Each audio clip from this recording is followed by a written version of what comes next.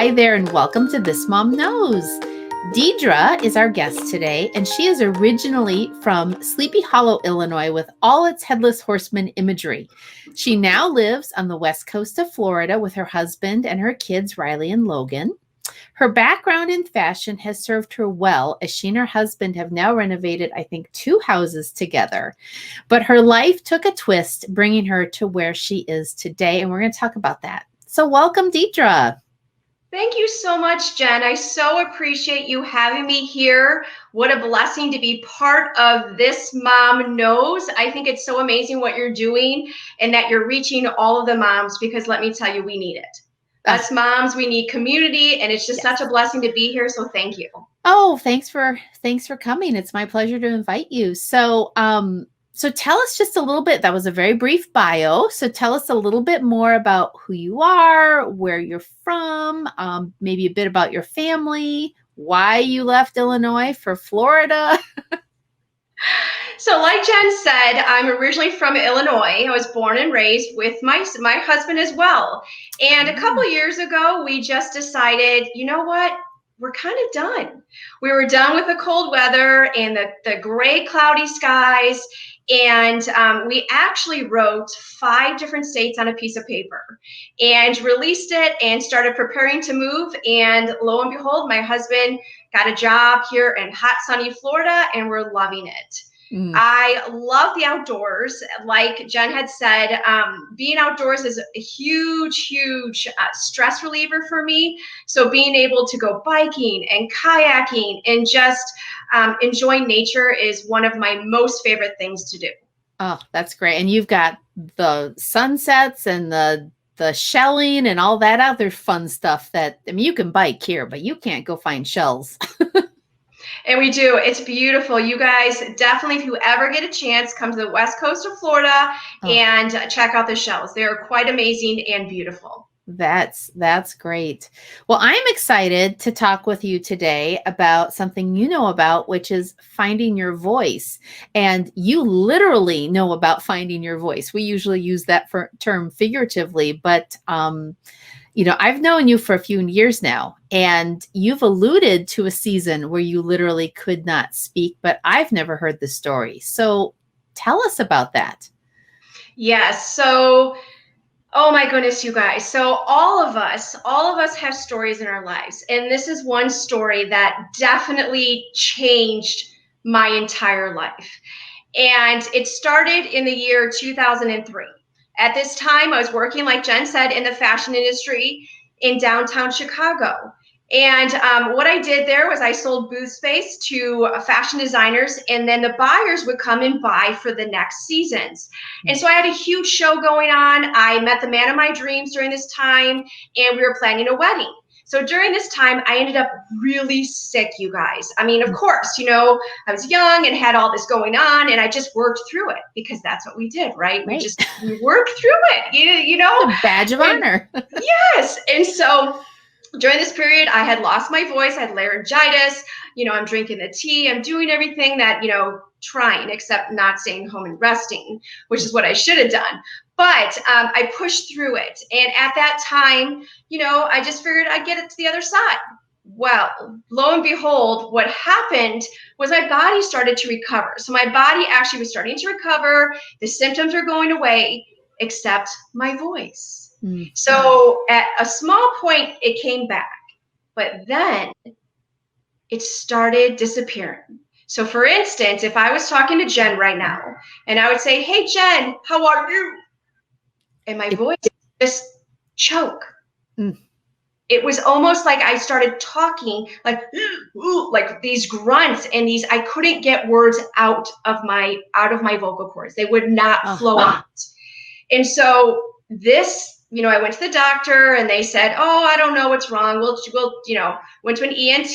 They put the tube up and down. If you've ever had that, bless your heart, because it's not an experience. Have you had that? I mean, a lot of allergy people will have it, and they didn't see anything weird. They just said, you're fighting something. Here's, some medicine. Come back if you're, don't recover." Well, I went back a few times, you guys. And they never found what was wrong with me for 2 years. Okay, Wow. so mind you, I am going now 2 years into this horrible vocal experience. So during this time, I quit my job because I couldn't talk.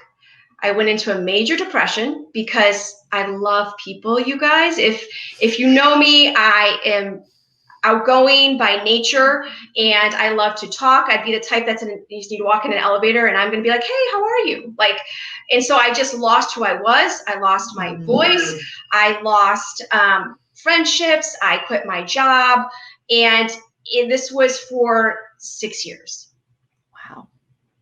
So misdiagnosed for 2 years, finally diagnosed with a rare vocal disorder that is incurable. Wow. And did you get married during this time? I got married during this time. I had a baby during this time.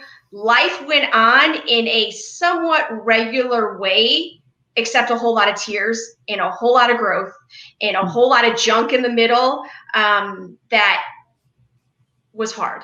So it was hard. How did you even communicate during that time? Was it just a lot of writing or? Yes, a lot of writing and a lot of grunting. Like, you know, if I was in a really quiet space with no other sounds around me and I was really comfortable with somebody, I could whisper, somewhat whisper. So there was those moments that I could have, but overall in daily life, I couldn't use a telephone. Yeah. So I couldn't call my parents who lived in Florida at the time, and I'm in Illinois. So I couldn't talk to my parents, who I'm very close with. I couldn't talk to friends on the phone. I couldn't go to restaurants because they were too loud. So I was stuck in my house with no voice. Wow. None. So communication was very hard, very, very hard for me during this period. Which is a rough way to start a marriage. Very rough, very rough. I have an amazing man. He helped me and cried with me a lot. Oh, wow. So they finally diagnosed you and it's incurable, but obviously you have your voice back. So what happened? So quite interesting. So a couple things happened. So first and foremost, when they diagnosed me, I was so thankful they diagnosed me because during this time I was told I was crazy. I was told I was stressed out. I was told that I'm imagining this. And you start to believe things that people tell you, especially professional people, because I was going to doctors and they, should know what was happening. So when they diagnosed me, I was like, yay, I have a diagnosis. But then the second part was, this is incurable, except you can get Botox injections into your vocal cords. Okay. Which, okay, if mama's going to get Botox. That's not where you wanted it. I don't want my vocal cords looking young. Mama wants me looking young. So we did a few of those, which are I won't go into that. That's a whole nother long story. There's always just, you don't know how much to put in. I couldn't swallow my own spit once you had a treatment. They lasted very short periods and I sounded like a chipmunk. So lo and behold, there was some temporary relief per se, but I only had a few injections and then I got pregnant. During that time, they said during the first trimester, we won't do injections because it's botulinum. It is poisonous. So we decided the whole pregnancy not to do it. Okay, so we didn't do it. During this time, I met, so these are the amazing points of the healing. I met a beautiful woman who came to me. She's a vocal coach. She's an old family friend. And she said, I can help you. I can help you. And I was like, no, you can't. Like, I went to doctors. They said, this is incurable. I'm depressed, you guys. You got to remember, too, my outlook on life was very doom and gloom because I was this was hard. So she gave me hope. She gave me hope beyond what I had. She said, I can help you. So I started meeting with her. She spoke life over me. She spoke into me. She prayed over me like nobody has ever prayed over me. And she coached me. She literally coached me when flat out the doctor said, this is incurable, even with vocal coaching. You will never, ever heal from this. Wow. So that was one step. The second step for me in my journey of this was the accepting of this, actually going before. So for me, you guys, I love Jesus. So you're going to hear me say that. If you don't, then I totally get that. But for me, I had to go to Jesus and say, I accept this. I will praise you if I have zero voice for the rest of my life. I will still praise you. I will praise you if this is my journey forever. I can still praise you. So I accept it. Which is not easy, you guys. In anything you're going through in life, it is not easy to accept something like this or anything, maybe something you're going through. And then releasing. I literally accepted and released it to the Lord and said, this is yours. My life is yours. So whatever you require of me for my life, I hand this to you. So for me and my journey, two things. It was my dear friend Penny, who spoke life over me and prayed over me and showed me that this does not have to be my fate. That I did not have to have those doctors speak this into me, that I could choose different. So that was one. And then accepting and releasing that this may be my new normal. That this may be what I have to deal with. And how am I going to do it? What do I need to do? And isn't that true? I mean, in a lot of life circumstances, it's when we finally get to that place of acceptance and contentment and embracing that's finally when God says, okay, now you're ready. And now we can shift gears. You're like, whoa, I just got with the program. So right. And then why did I not do that like 4 years earlier? Right. It's not a magic formula. 6 years. Right. It's not a magic formula, but it just so often seems that that's the thing that finally unmoves the logjam or whatever. So you released it to the Lord, and then what? So you've got the coaching, and was it fast? Was it gradual? It was very gradual, you guys. It was very gradual. It wasn't as though I woke up one day and was like, I can talk. It was, I had longer moments of fluid vocal interaction, if that makes sense. So what happens with what I have is called SD, spasmodic dysphonia. Your vocal cords, I've seen my vocal cords, they look like this. When you talk, they rub together, okay? So the muscles around them are having spasms nonstop, and that's what it is.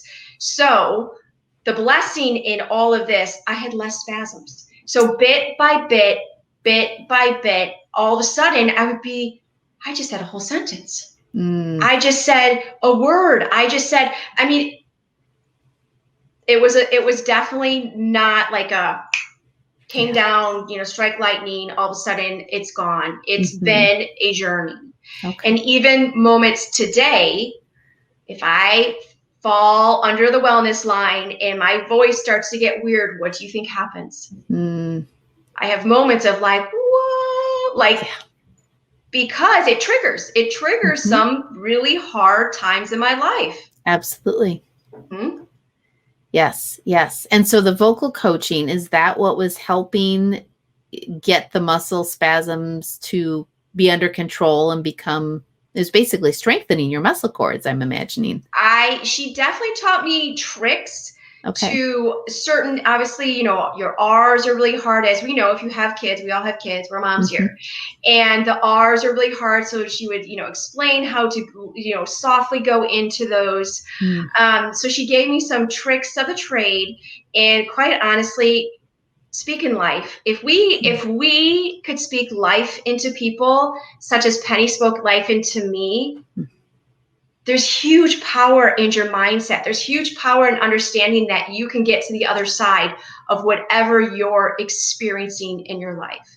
So I really feel like having that positivity around me, having the belief in me that this doesn't have to be how it is. I think that spoke more to me than even the vocal training, which I can't even explain that. It's just, to me, it's a miracle. To me, and she was in your corner. She was actively going through this with you, and not just going, here's an idea or here's a suggestion. So, I mean, she lived this with you. Yes, she did. She walked through with me, and like you had said, I think it was perfect how you had said she was in your corner, I believe you had said, but she was there. She was a sounding board, and she was a constant reminder that I could do this, that this is possible. And when you breathe life like that into anybody, the possibilities are endless. And so it just was such a huge blessing to have her there, and to just speak life over me Yeah. and into me. Yeah. Yeah.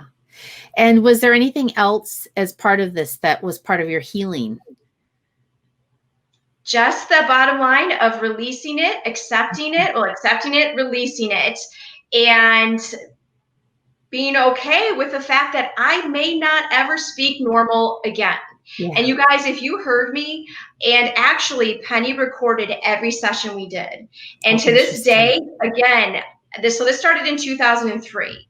So I have not listened to those recordings, but one day I need to pull those out and hear them. But I sounded like I was choking. Literally somebody that is choking like this. Like you could barely get anything out. So Wow. So at what point, I mean, because today you have a strong voice, you speak clearly. So was it about 6 years then until you were like, I'm back?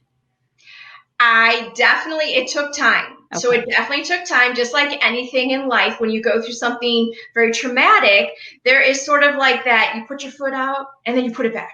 Yeah. And you put your foot out and put it back. And there's definitely triggers with certain things.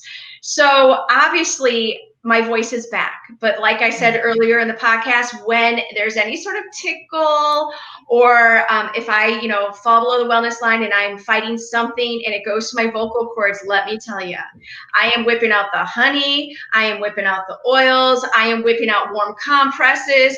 I am using all of the remedies that I know to protect it, because no more pushing through. Yes, no more pushing through. If you learn one thing, don't push through, ladies. We tend to, especially being moms, we tend to just think we can do it all.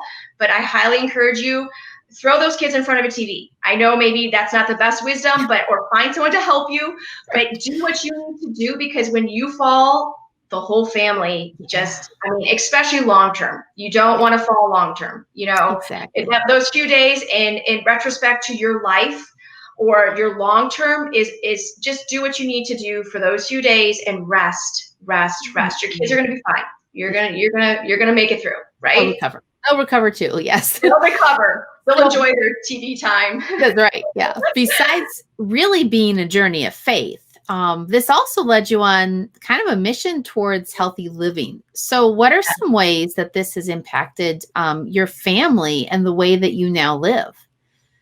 So I am a health and wellness advocate, and this has definitely led me down the journey of really looking at the root causes of things. I am definitely pro-medical, guys, so you need to hear me when I say that. I think doctors have they're huge blessings in our life. We need them in our lives. But I've also found that we go to doctors and we tell them our symptoms, and they're educated to treat us on the symptoms. But sometimes we have to really dig deep to find out what's really going on in the root of our bodies, in our minds, in all aspects of what is going on. So I have gone very natural, and like I said, I would always go, we need surgeries and we need medicine for very key things. So please know that. But I did with this realize that I wanted to learn more. There's really not a whole lot of answers for what I have. It's a neurological disorder that they really don't have a rhyme or reason in their research of why it comes. They don't know. But it definitely led me down a path of really taking care of my body. We need to take care of our bodies. Again, I'm talking to all the moms out there, because guess what? We come last. Yeah. Well, and then our kids often have things. And as I recall, your kids had some challenges that all of these lessons you learned prepared you to be able to work through with them to get them to a point of healing. Yes, that was the second blow, is when I had my second child, and he was very sick, you guys. And again, all the doctors and again, they were blessings. They let us down paths, but we just kept going deeper and deeper to find the root of his issues. And guess what, guys? He is off of all meds. He's doing absolutely amazing, and we praise the Lord for that. He was destined to be on meds forever. I mean, it just the same thing. A doctor said, nope, this is his condition and this is what he's going to have forever. Wow. And he's not. He's running around, and he is very zesty. We call him zesty. He's my zesty child. He brings zest to everything he does. He really does. That's great. So really, I mean, doctors are people too. They have limitations and they don't know it all. And so we need to listen to them, but we don't necessarily need to stop with what they tell us. Yes. Okay. Yes. I highly encourage you guys, if you're in a situation and somebody speaks something over you, whether that's medical, whether that's emotional, whether that's anything in your life, we all have narratives that we gain from others around us. I highly encourage you to recognize where it's coming from and understand, is that truth or is that not? Okay, because like Jen said, doctors are really important and they do know what they're talking about. They go to school for a very long period. But remember, those are statistics. They're looking at the statistics. Has anybody ever healed from what I had? According to them, it's incurable. Right. But here I am speaking right now with my dear friend Jen, that I'm speaking. Yeah. That's a miracle. So I encourage you to not take that on. Don't take those words on. Always have hope. And always know that there can be a different ending in whatever you're going through. Yeah. Yes, that's great. Well, when life-changing things happen to us, we want to tell the world. And, yours was a slow recovery, but, how have you taken your experience and how are you using it to help, other people in your family, your social circles, or, other women? How are you doing that? Well, there's two major. I learned a lot during the 6 years. I will tell you that. Very stubborn, very stubborn. It obviously took me 6 years. But I learned two major things. One of them is that you guys speak life into people. Speak life into people. Speak love and hope and encouragement into other women in your life and your children and your spouse. I'm not going to say just women. You speak life into them. Yeah. Okay? Secondly, use your words wisely. Use your words wisely. I realize the importance of a voice. I realize the importance of what it feels like to not have one.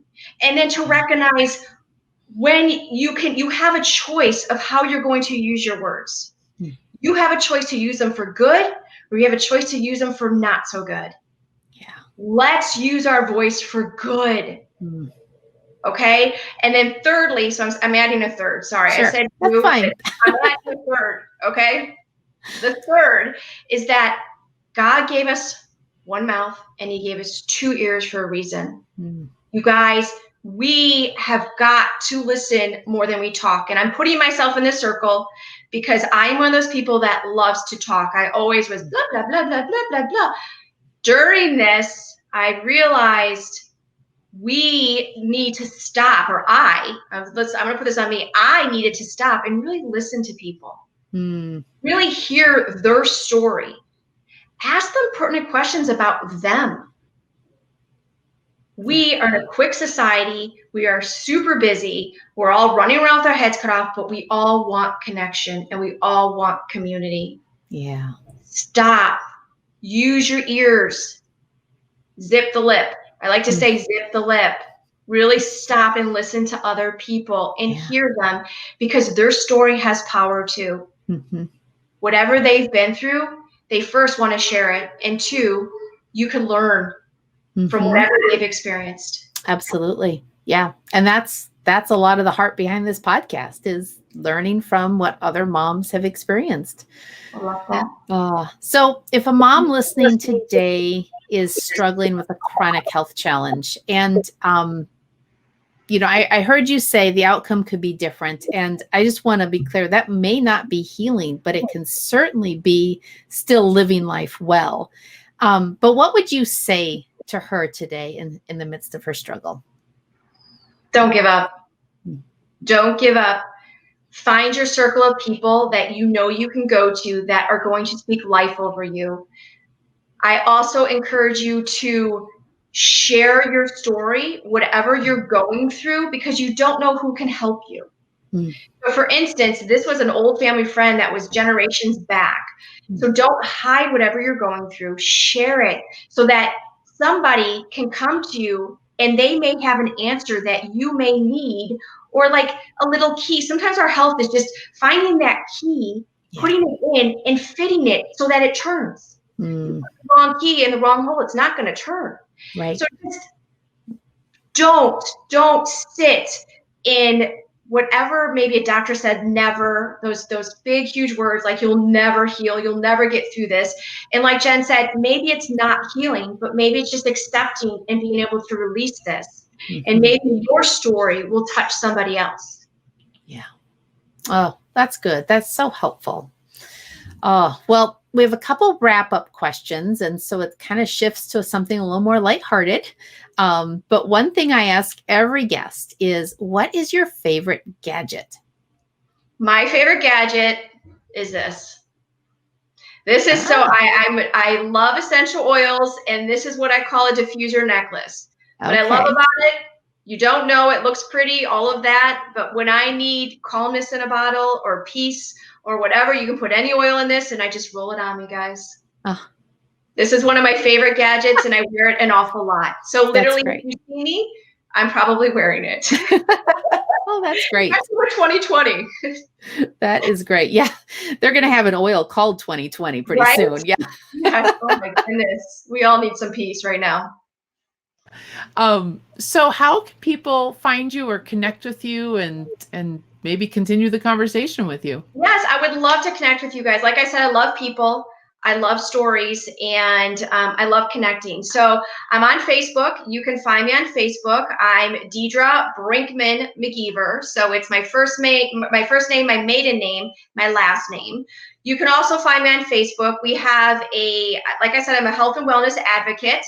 And we have a teen group, and it's open to anybody, you guys. You can just come and hang out with us and find out what we're all about. It's called Healthy Warriors. And then on Instagram, you can find me at healthy.warriors. And I would love to connect with you. And if you do connect with me, please reach out and just say, hey, I saw you, on the podcast, and I'd love to connect with you. So just please, I would love to. Well, thank you, Diedra, so much for sharing your story. It was good to finally hear. And so thank you for taking the time out of your day to share with us. And I appreciate you so much. Well, thank you, Jen. Thank you for all you're doing with your podcast. I so appreciate that you are reaching women, because especially moms, we need this and we learn from each other. So thank you. Thank you for pulling us all together, and you're such a blessing. So thank you. Thanks for having me. Well, thank you. My pleasure.